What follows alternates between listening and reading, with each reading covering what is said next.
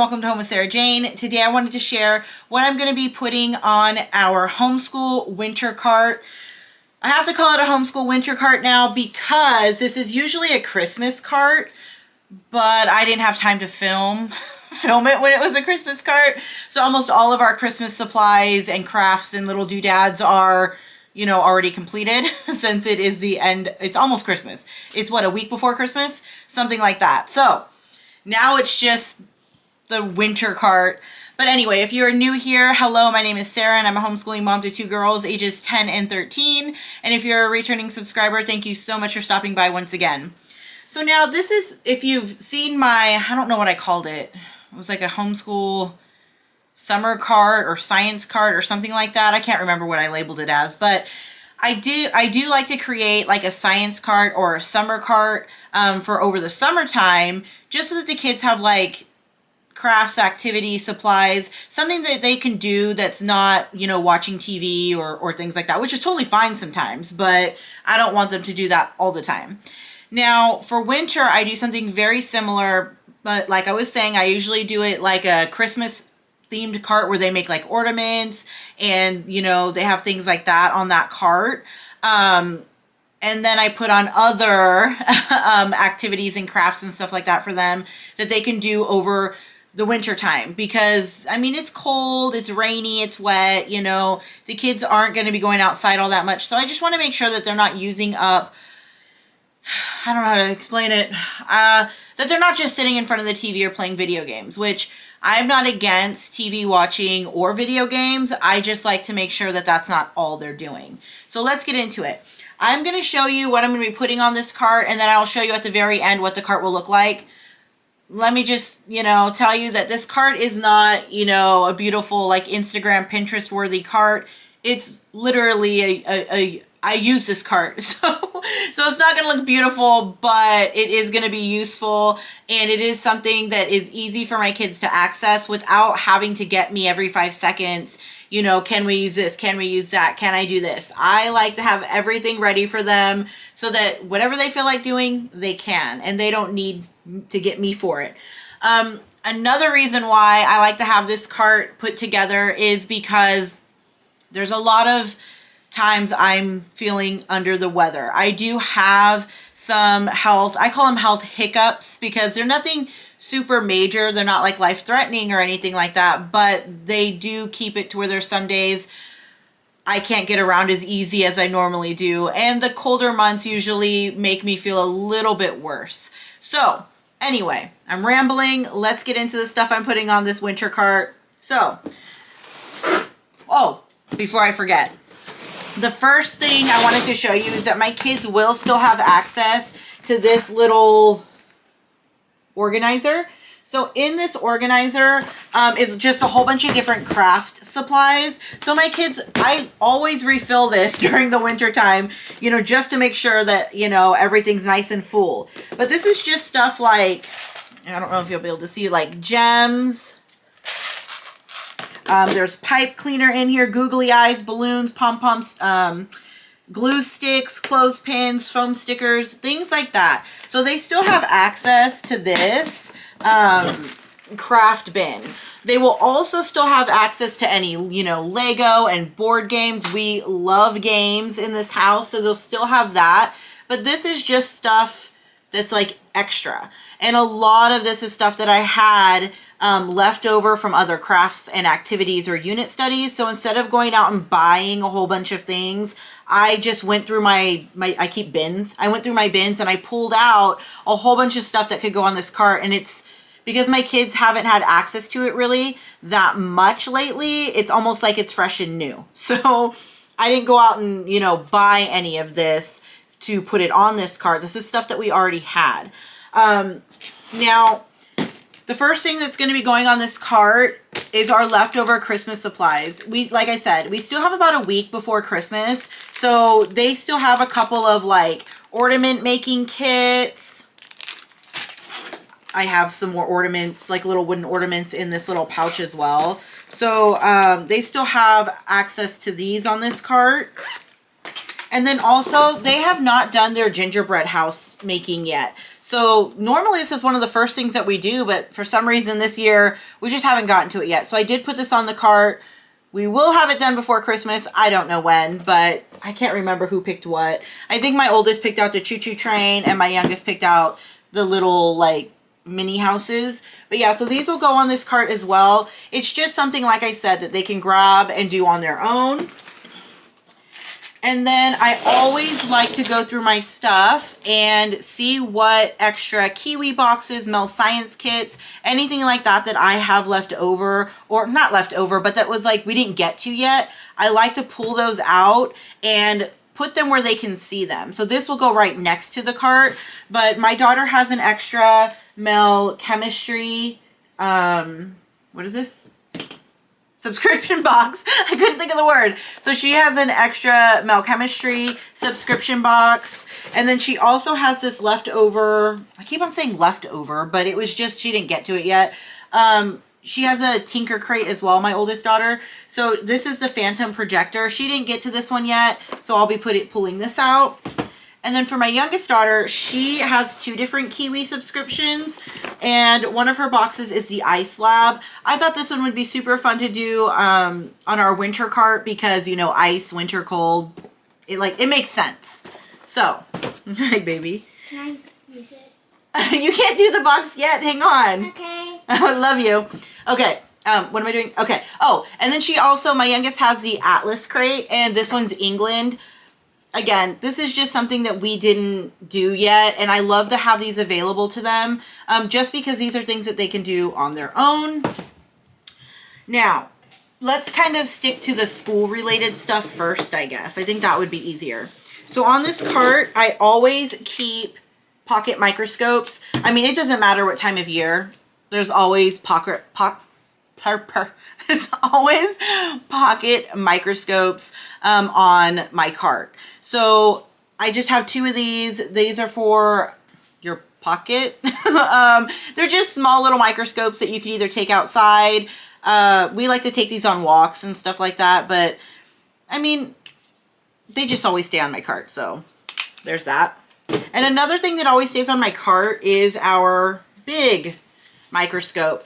So I really, really like to have a whole bunch of different like microscopes available to my kids because my youngest especially, she loves using microscopes. So I always have this one handy. Again, we have like 3 or 4 or 5, we have like 4 or 5 different types of microscopes, but these 2 are the main ones that I keep on the cart. So my kids will have access to this at all times pretty much. And with that, I have this little wooden pre-made slide kit, I guess. It's a microscope slide kit. And so in here, like this one is a honeybee worker leg. So these are just slides that are already prepared. So we don't have to do anything. My kids can just, you know, pull them out, look at them under the microscope, and it's just a lot of fun. And again, something I don't have to do.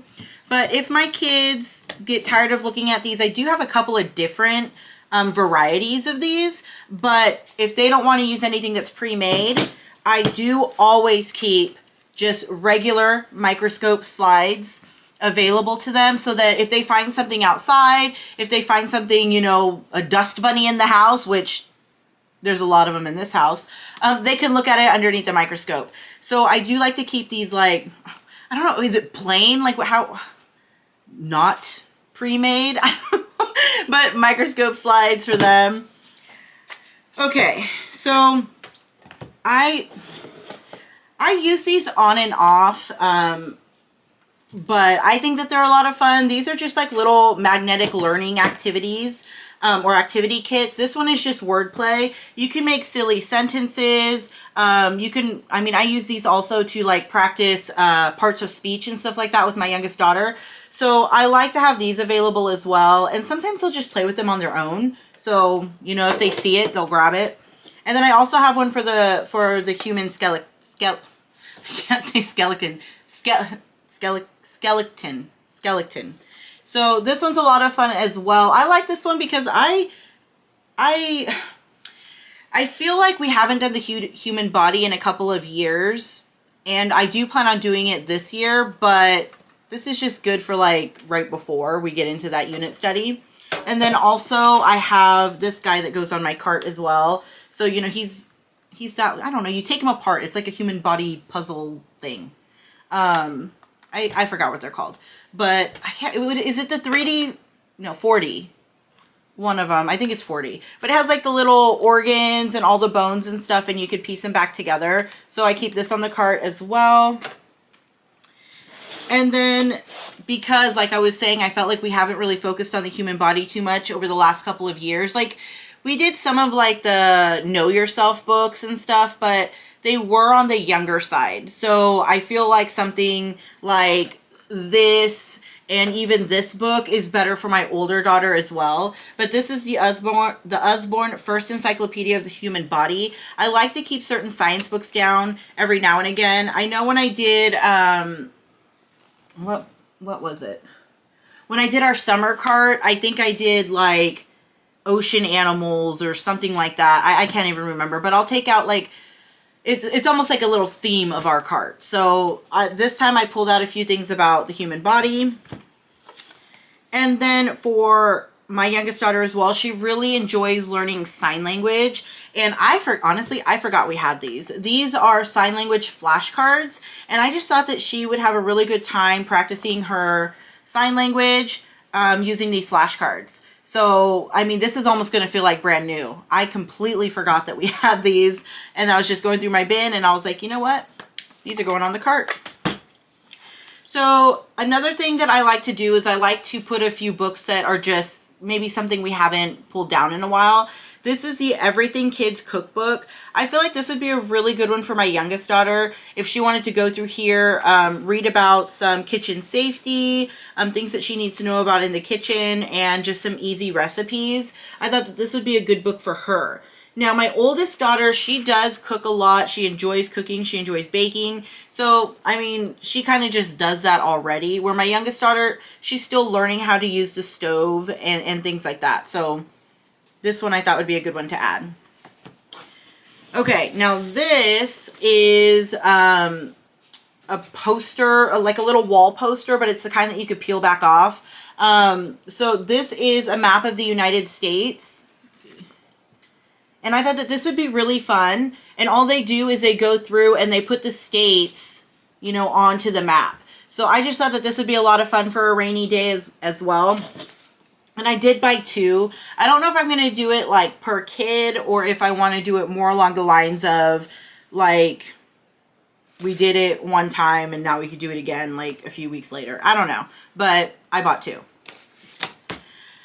Okay, now for more of like the crafts and stuff that are just more for like fun opposed to me trying to squeak in some more school. My kids do like to do candle making. I didn't pull the whole kit off the cart yet, but this is our little candle. You can see we still have wax in there. My kids do like to make candles. So, I mean, they can make candles. This is probably the only craft they really need to notify me that they're going to do. And that's because they will be working on the stove. But other than that, everything else is pretty much things they'll do on their own. But my kids really enjoy making candles. So I mean, it's been, I don't know, it's been a little while since we've made candles. So I think that they'll have a lot of fun with that. I also pulled out their, is it a loom? For, what are these called? It's like a weaving. It's, it's one of these so that they can make their little pot holders and stuff. They do each have one. So I did pull these out to put on the cart, and then they just have their little, thingies that go with it. Okay, and this one my youngest daughter really enjoys, and this is something that we had just actually started this year, but it was left over from our very first morning basket of the year. So back in August, I did a safety morning basket, and they learned how to do like paracord bracelets during that unit or that morning basket or unit study, whatever you want to call it. But this was all extra from the little kit that I bought. So I decided to go ahead and pull out the paracord that they can use to make bracelets. And I thought that this would be a lot of fun to add in with the paracord. But this is just my first book of knots. And it's just all about tying different knots. I think that knot tying is a really cool skill. And it's not something I'm good at. It's something that I would love to learn. I just think it's neat. So I did pull this one out so that my kids can practice different knots and stuff like that. And I thought it would pair well with the paracord. Okay, so I know it seems like I have a lot, but my kids, they're very hands-on. So the next thing I have, if you've seen any of my other videos, you know that I love these little zipper pouches. I use them for everything. So you're going to see a lot of these little zipper pouches now. But this one is jewelry making. So this one is filled with stuff to make jewelry. So we have like fun beads of like all different colors, shapes, and sizes. And then, you know, like the little strings and stuff for them to make bracelets and stuff.